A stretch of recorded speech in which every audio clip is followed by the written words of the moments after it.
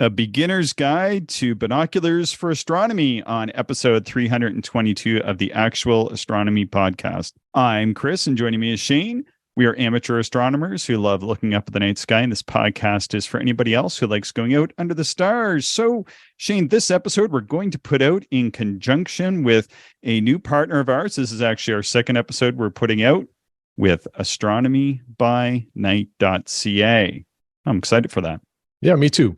If anybody is unfamiliar with this website, that's probably to be expected because it's a fairly new website. I think day one of the official launch, I think was April 10th. It is new, and it is it's a really cool astronomy website that I would say, Chris, is largely geared towards amateurs. Yes. There's, astrophotography images, there's visual observing stuff. Really, the crux here is that there's a lot of new content always going up on that site. So if you're just looking for something to read while you're eating breakfast or it's a cloudy night, this is another great bookmark to add to your browser because it's a wonderful site, and I really like what Karina is doing over there. Just so people know, Karina had been the editor for Sky News magazine. She was the last editor. Sky News was a magazine here in Canada that shut down, and she decided, again, under her own initiative, and we have to get her on the show soon. I've been begging and pleading with her, but she really likes to hold back a bit until she has things really squared away. And I'm glad she does that because the website is very nice. And we've been doing a little bit of work with her. She's been working with lots of other interesting folks, not just Shane and I. People like Alan Dyer is starting to put up some product reviews on there. There's some other folks. People should go in and check it out. I know a couple of the people that are submitting images are spectacular astrophotographers. She's doing some astrophotography contests. There's going to be what you can see in the night sky each month from various different perspectives. I know we've talked about doing some of that with her as well. And, we're just contributing for fun. We believe in supporting people who take on astronomy initiatives as businesses or what have you. And we support that. We just had Robert on. He's doing something similar and had a lot of fun chatting to him about the analog sky, didn't we? Yeah, it was great.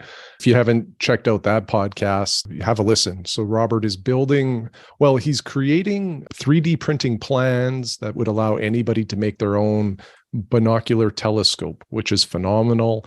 It's super accessible. He's really doing it from a perspective of making it available to as many people as possible. And the other part that I really love that we kind of got into a little bit during the podcast is how much testing he's doing to make sure that the final product really is workable by people of all ages and abilities. And I think that's awesome because sometimes I think Robert mentioned it, or you may see like a 3D printing project that looks really cool. You go to do it and start printing it and like maybe the instructions aren't very clear or accurate, or you run into some other maybe unforeseen issues, and then it becomes maybe a frustrating experience that you abandon. But Robert's really taking the time to do this right, and I think it's going to be a great product, and I can't wait to see it out there. Yeah, I was chatting with my wife. She likes to build puzzles, and I know you were saying that you guys like to build Legos and stuff at home from time to time. And I was thinking this could actually be a fun project to do with my wife next when the bad weather turns bad again in the fall or in the winter to put one of these together on the kitchen table. Yeah, we do puzzles as well. That's a great analogy. And I think it's super cool to be able to build it yourself. You get a bit of a feeling of, accomplishment and satisfaction.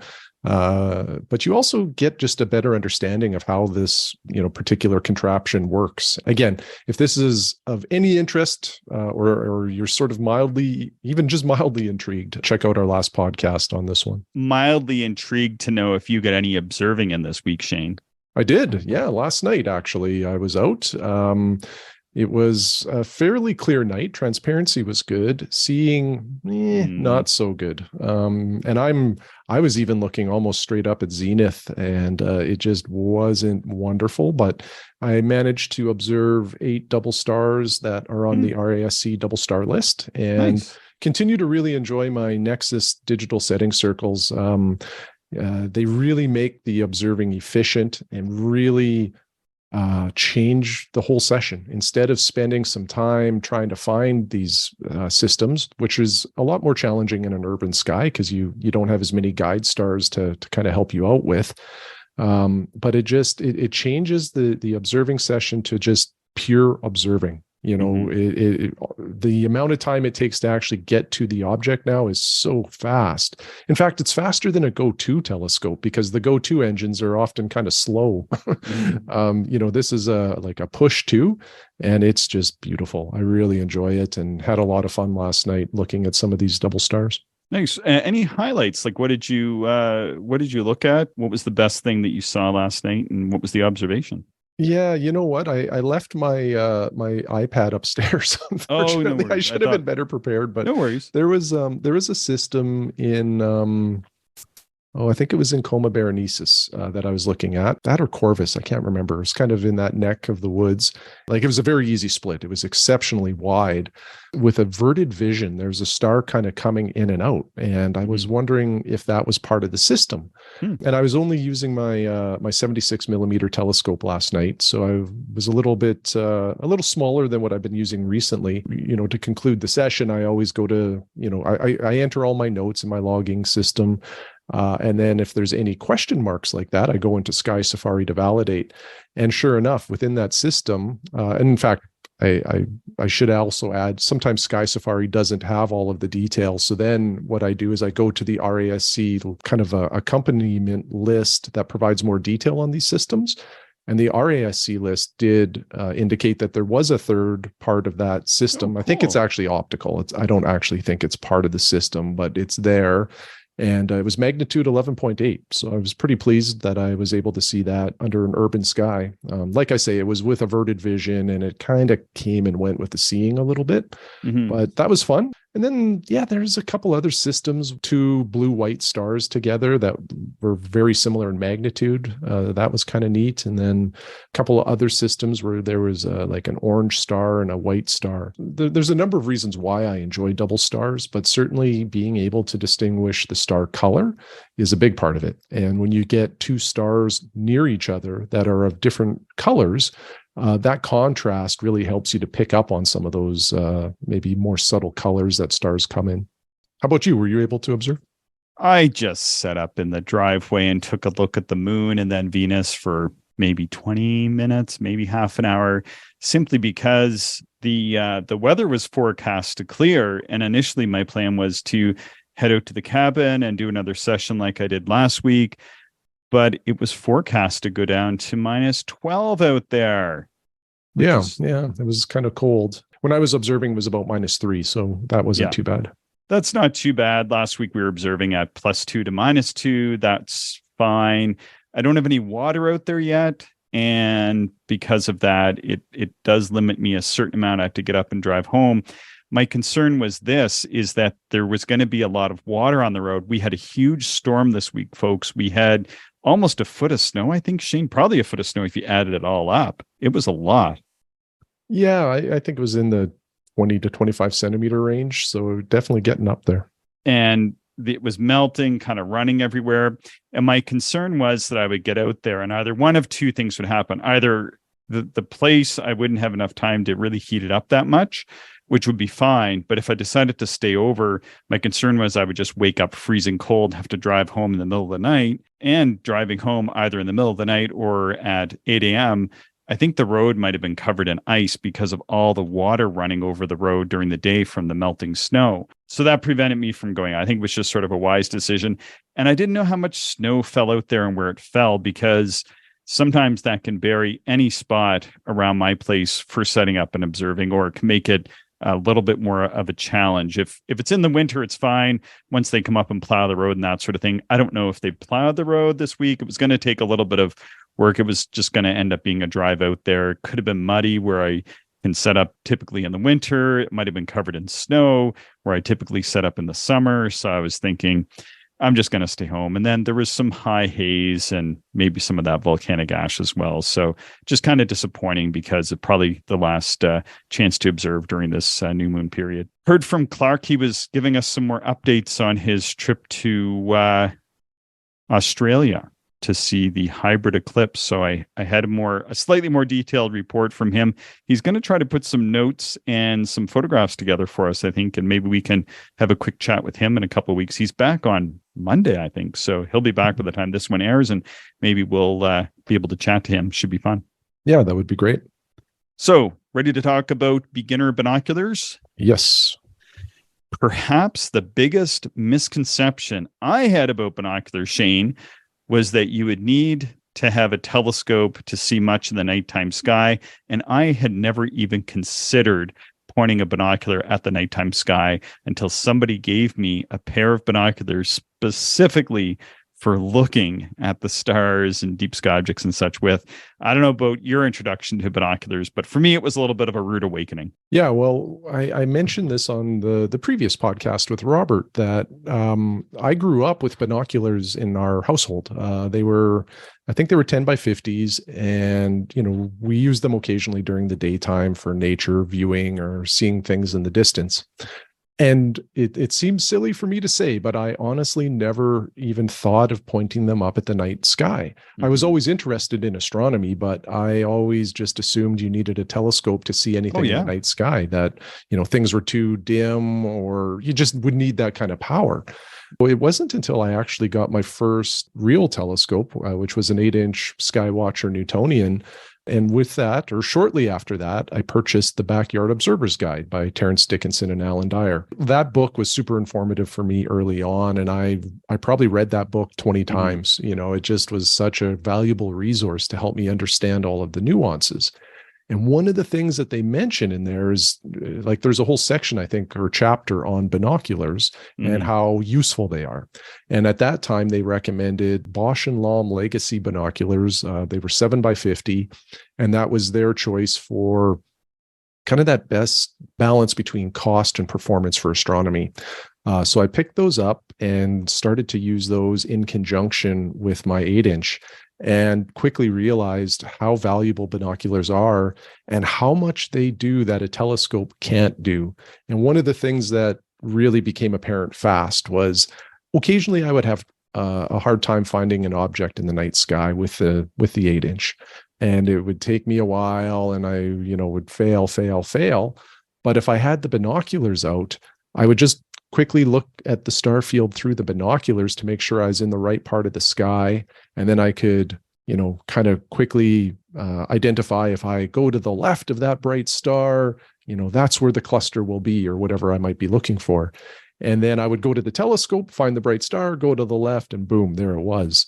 It really made finding objects actually a lot easier for me with my 8-inch. And that kind of began the interest and certainly the usage of binoculars for astronomy for myself. For me, I only started with binoculars because they were given to me as a gift at Christmas with the Backyard Astronomer's Guide as sort of a dual gift, because they knew when they were giving them to me that I would be a little bit disappointed because I sort of had been saving up for a telescope at the time.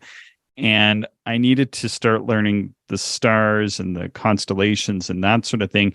And they had done all this research to figure out what they should get me to get started in astronomy. So getting the binoculars and getting that book was instrumental in me learning the night sky and to be able to learn my way around the night sky. And because it took me, a few years to save up, I think about 2 or close to 3 years to get 2.5 years, say, to get a binocular, to get a telescope after having those binoculars, that I really did know the night sky pretty well by the time I had that telescope and was really able to use it very, very easily, because I already knew where a lot of this stuff was in the nighttime sky. For me, you said it was Bosch and Lomb that you got. I was thinking mine were Bushnell, but now I don't know. Maybe mine were Bosch and Lomb as well. But what I do remember is they were called an eyeglasses on 10 by 50, and they were rubberized for protection in harsh conditions and like boating and such. Mm-hmm.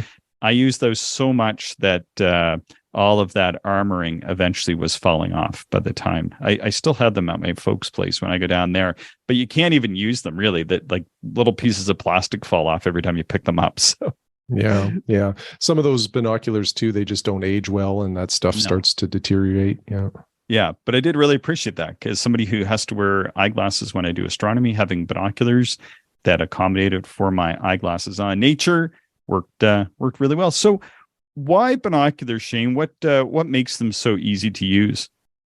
Well, you don't. Well, typically you just really need the binoculars. You don't necessarily need a tripod, although sometimes, depending on the size of the binoculars, you do. But the binoculars that you and I usually recommend are small enough and workable just in your hands. So, that's one great aspect of binoculars. You don't need eyepieces. You don't need any of the other stuff. So the barrier to entry from a cost perspective is usually quite friendly, especially relatively compared to, say, a telescope. Mm-hmm. And then the other nice thing that I really, really appreciate about binoculars is they really do have multi-use. A telescope you're likely just going to use at night for astronomy. However, your binoculars, obviously use them for astronomy, but go bird watching or take them on trips for sightseeing. They have so much usage that they really are an essential part of my optical sort of inventory. Yeah, like most people, even if they've never done astronomy before, are going to be familiar with using binoculars already.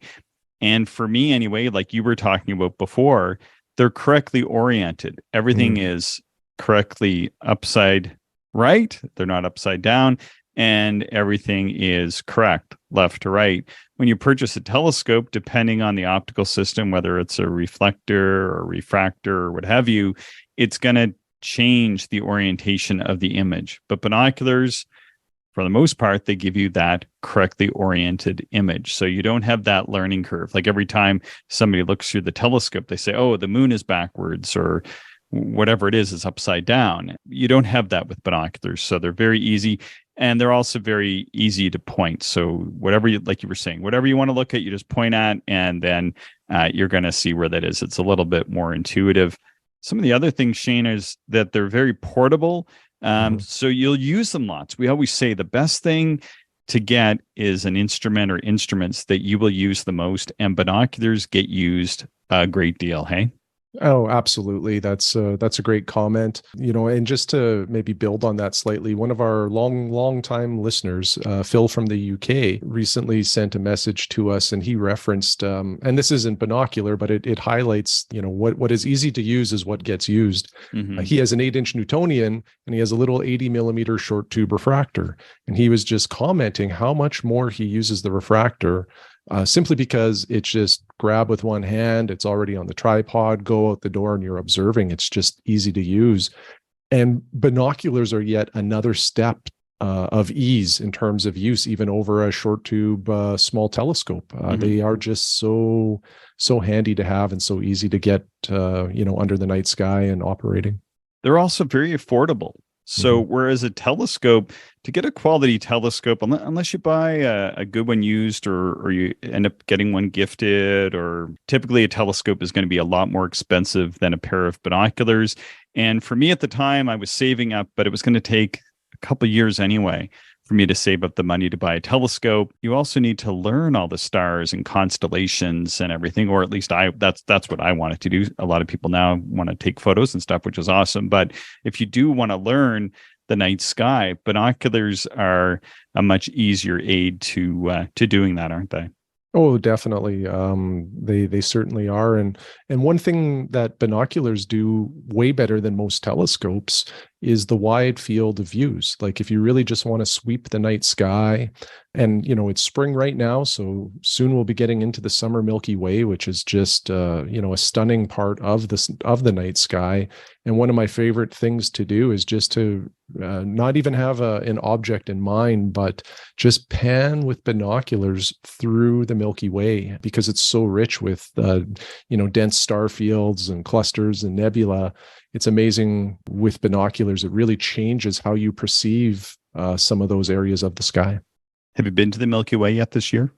I have not. And for listeners, there's a ice cream place here in our hometown of Regina that is quite locally famous for great ice cream, and it's called the Milky Way. So we talked about our first binoculars. What were some of the first things that you took a look at through your binoculars when you were first panning around with them? That's a great question. I don't remember, other than that I was early on in my astronomy life, I was doing the Messier list, but I was doing it exclusively from my backyard in an urban city. I think it might have been the Andromeda Galaxy that I was having a hard time locating with the Newtonian. And one quick sweep with the binoculars in the area of the sky that I thought was there, I saw this smudge, and I thought, well, that must be it. So then I went to the telescope, put it up, and that was it. After that, it really helped me find a number of Messier objects just from the backyard. For me, I'll never forget. It was M42, the Orion Nebula, the Great Orion Nebula, star forming region in Orion. It's something that I was vaguely aware of that was up there. It was something that I would have thought previously was only visible with a telescope. And like I said, there's not a lot of charts in the backyard astronomer's guide, but there must have been one, or maybe I bought a magazine or something that showed where it was.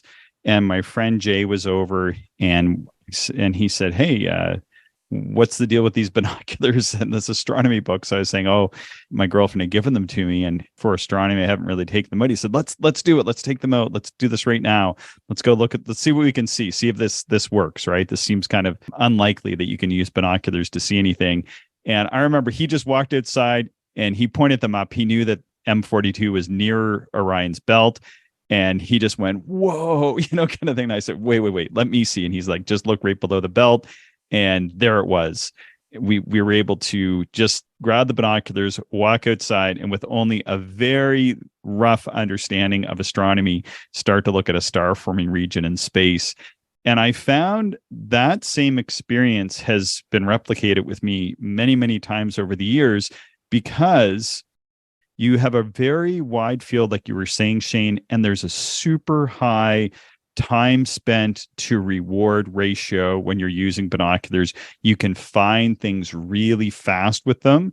And because of that, it almost is like you're winning the lottery a lot more frequently with the binoculars than with the telescope. That's kind of the way I look at it.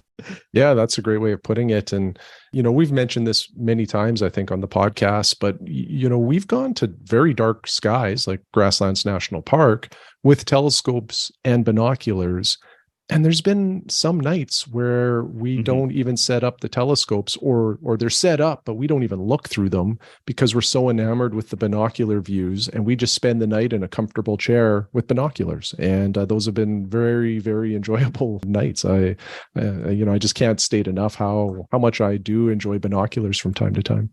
And sometimes the conditions just haven't allowed us. Sometimes we've had like a rainstorm come by towards the end of the day, like the end of daylight, and the ground just doesn't dry out enough. And so the few spots where we can observe, and maybe there's a bit of fog, like sometimes we've even had to sort of move locations 2 or 3 times to do any observing throughout an evening. And by having binoculars, you can just sort of walk up to the next terrace in the hill. It's above the ground fog that's suddenly moved into our spot. And whereas if you had the telescopes, you would have been done for the night after 20 minutes of observing.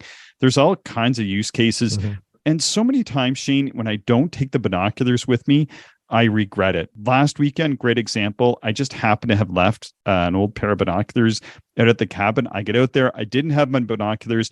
Immediately, I regretted it because Mike brought his, of course. He's reclined in a lawn chair. He's looking at M44 and saying, "Oh, what great views, what great views." And I don't want to grab his binoculars because he was having a telescope challenge that night and couldn't get it working. Just like screw was missing. And so that's why Mike knows how to set up a 12-inch telescope. And I didn't want to grab his binoculars and mess around with his focus and everything. So I was like, "Oh, I remember I have a pair in here." So I went in and grabbed my binoculars for earlier this month when I was hunting down Mercury. I was trying to hunt it down with my class. And then, I wish I brought my binoculars because I would have found it just that much sooner than waiting to be able to get the telescope on it after I found it naked eye first. So there's a lot of different use cases for binoculars, eh? Oh, there is. And another one that I really enjoy is sometimes when we go on our astronomy trips, the night sky maybe isn't clear. It's partly cloudy. So you have what we call sucker holes, which, is a clear part of the sky, and you get excited that you might be able to observe but it suckers you in because moments later a cloud comes by and now you can't see that part of the sky. So those nights aren't great for telescope use, but they are phenomenal for binocular use, just because you can quickly point and turn around and do whatever you need to do to see like the clear parts of the sky if it's not a perfect night. One of the things I did with my 10 by 50s when I bought them, though, is I eventually modified tripod a little bit with a ball head adapter to put them on the tripod, because I found the 10 by 50s a little bit too heavy. I'm not sure what your experience was like with your first binocular, but I've eventually scaled down and gone to slightly smaller binoculars for handheld. And then I have larger binoculars, which I can tripod mount. Yeah, my 50 millimeter binoculars, I had the same issue. I could not handhold them steady enough, and the vibration drove me a little crazy. I ended up with an L bracket and mounted them on a tripod, and that worked fairly well.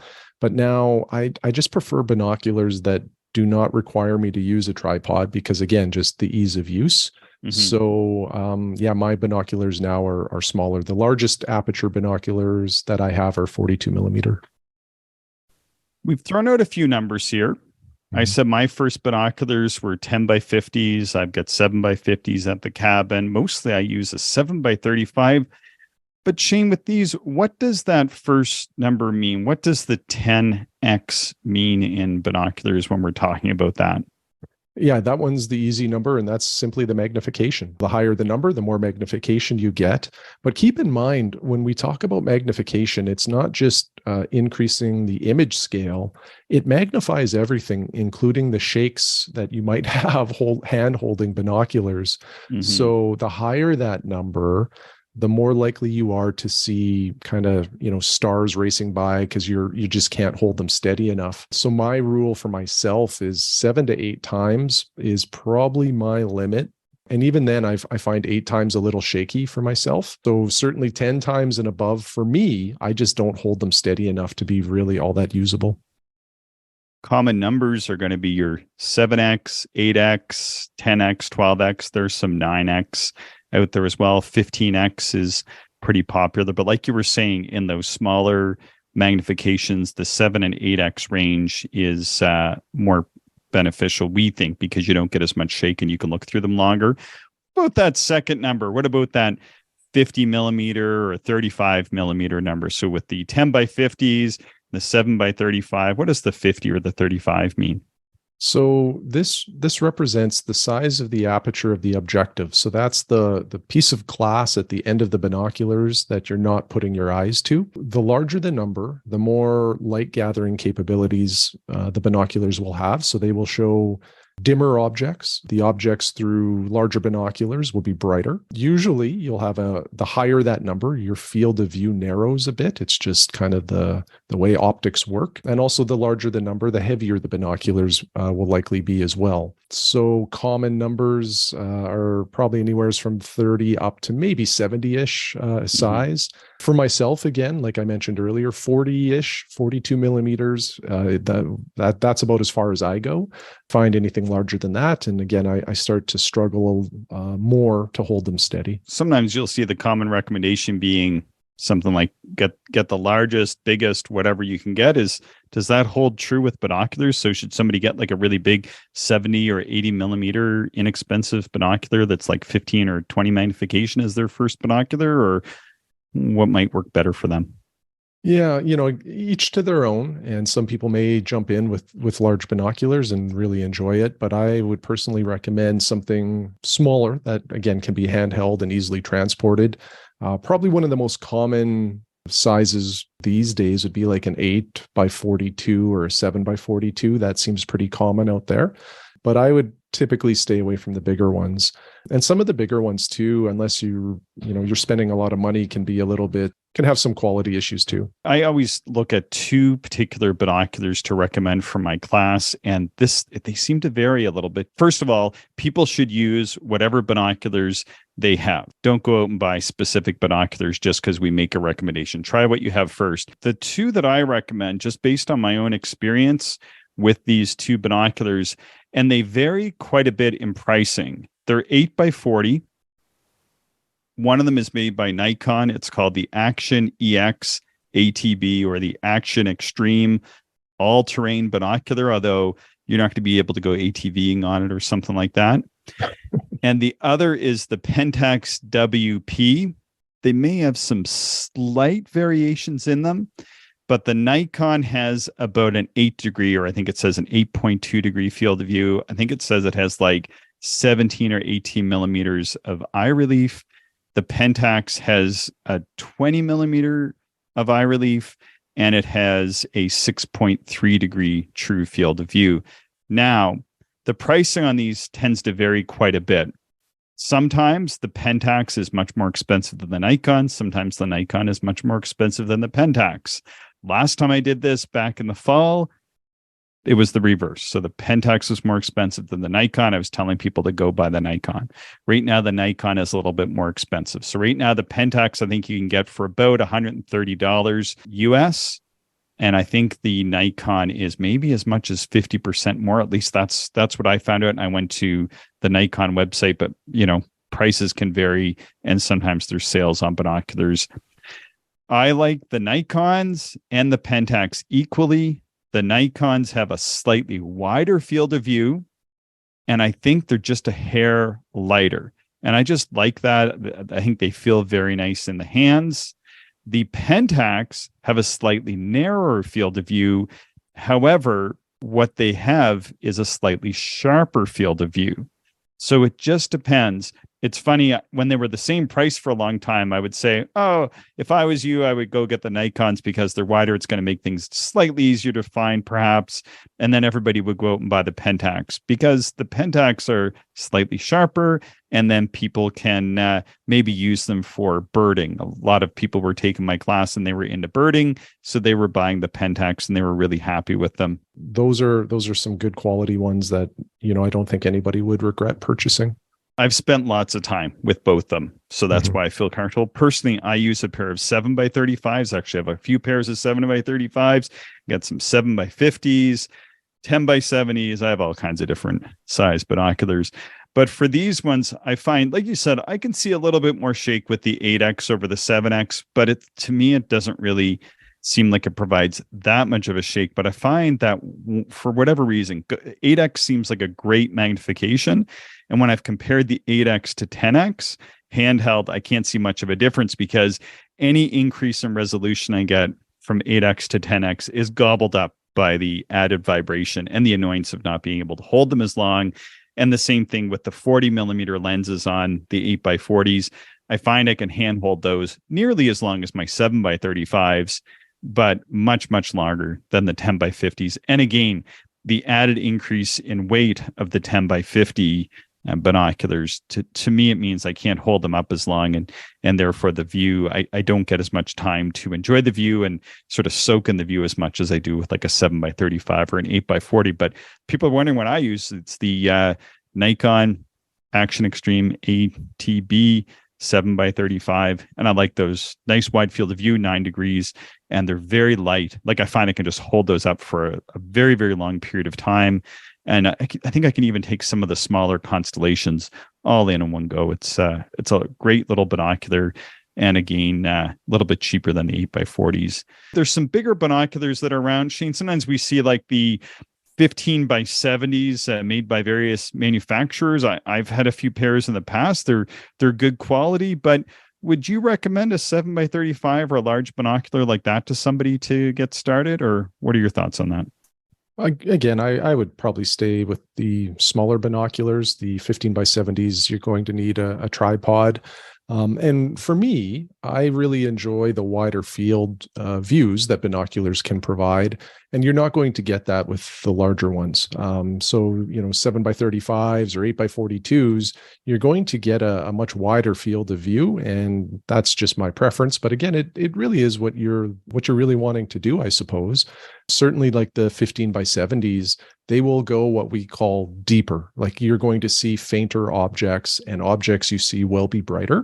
Mm-hmm. So, if you really are interested in getting to dark skies and maybe looking at some deep sky objects, the larger binoculars are going to be great. It's just, there's a little more involved there. You're going to need a mount. You're going to need a tripod. As long as you're okay with that, then those binoculars will be pretty good for you. They also have a smaller field of view and a few things like that. So I definitely think even if somebody maybe has a pair of those already, because I've seen it even now where people have started with a 15 by 70 because they're often listed as like an astronomy binocular and people go for that. And I think that's fine. And some people make out fine. Everybody's different. But I think as well, it's worthwhile to even have like a 7 by 35 or an 8 by 40.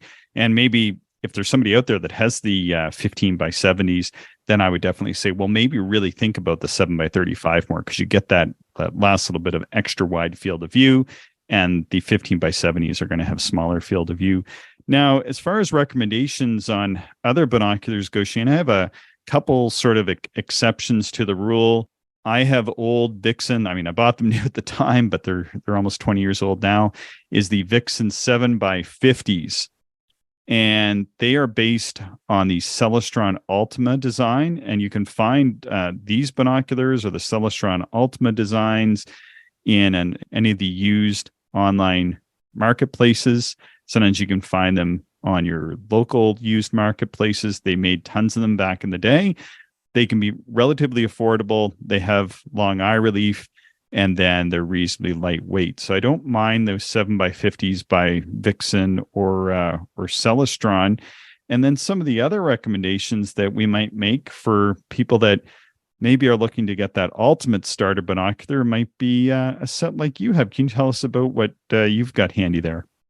Yeah, my favorite binoculars that I use are Canon 12 by 36 binoculars. And that may sound contrary to what I said earlier about using lower magnification, but these are image stabilized. So similar to like a camera, just about any like kind of DSLR or mirrorless camera will have an image stabilizing system in them so that you can do like high magnification photos without a lot of shake, and it'll be nice and crisp. Same technology is in binoculars. The Canon, why do I keep saying Canon? I don't know. The Canon binoculars, image stabilized binoculars, are some of the more popular ones out there. And what you do is you just hit a switch on them, which activates the image stabilization. And it truly is magical. Without that button, stars are moving around and I can't really hold it steady. Press the button and it's like I just put these binoculars on a tripod, and it's just pretty much rock solid, and they perform exceptionally well.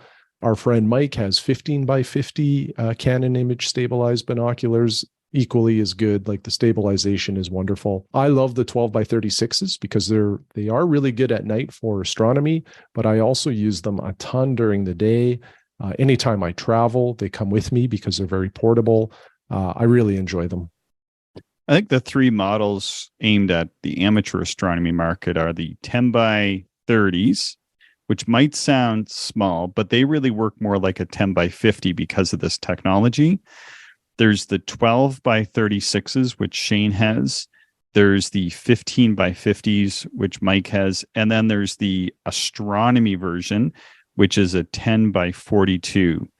And they are all very, very good for astronomy. There's only one small problem with them. What's that, Shane? Yeah, they're not cheap. There's that too. Guess I would counter that a little bit by saying you don't need the tripod. You don't need to buy a mount. So that saves you a little bit, but they certainly are not inexpensive. But if you enjoy binoculars, this is sort of a lifetime investment. Like these things are something you'll use almost exclusively probably every time you use binoculars. My wife and I enjoy birding sometimes. Even then, I gravitate towards the image stabilized binos as opposed to my non-stabilized binos. It's such a nice luxury. I've been teaching my astronomy class, I suppose I should say, for about 12 years now. I recall I had one session where I had folks out and I had my binoculars there. I had my telescope there. I was having people look through the telescope. I was pointing it around. I was letting people use the binoculars. And then after the session, one of the attendees of the class said to me, you know what, I'm really surprised how much I like the binoculars over a telescope. I was going to buy a fairly expensive telescope after taking this course. I realize that I won't use it as much. There's a little bit more involved to the telescope, at least right now for me. Maybe it's something I'll get in the future. So I want to take that money that I was going to put into the telescope and get a binocular And what's the best one I could get? I said, well, maybe go and get one of the image stabilized ones. And that person went out, they bought a pair. I remember I ran into them 2 or 3 years later, and they were so ecstatic that even though that was their first binocular for astronomy, just for that person, that did the ticket. And they were using them for astronomy and other things all the time. I've run into people all over the world using the image stabilized binoculars for astronomy and for daytime nature observation like you, Shane. They are a fantastic tool that almost sits in a unique category somewhere between telescope, spotting scope maybe, and a regular binocular. Hey, Yeah, absolutely. They really are quite nice. Eye relief. One thing we mentioned, I think if you're looking for a binocular, is to make sure it has the right eye relief. What is eye relief exactly, Shane? It's where the I guess like how close your eye needs to be in order to see the entire field of view. It's of more importance to folks like you and I that wear eyeglasses, because with eyeglasses you can't put the binoculars into your kind of eye sockets. Like they're, they can only go as far or as close as your eyeglass lenses allow. And if the eye relief is too narrow, meaning too short, you won't see the entire field of view. It'll be cut off. Mm-hmm. So typically eyeglass wearers will need anywhere from, say, 15 millimeters. Now that's pretty extreme on the short end. Most land around 20 millimeters. And there's a few folks that probably even need a little bit more than that. It really just depends on how your face is and, if your eyes are sunken a little bit or not. But typically 20 millimeters of eye relief is what you should look for if you wear eyeglasses. Both the models that I referred to earlier are for eyeglass wearers. They also work fine for people who don't wear eyeglasses.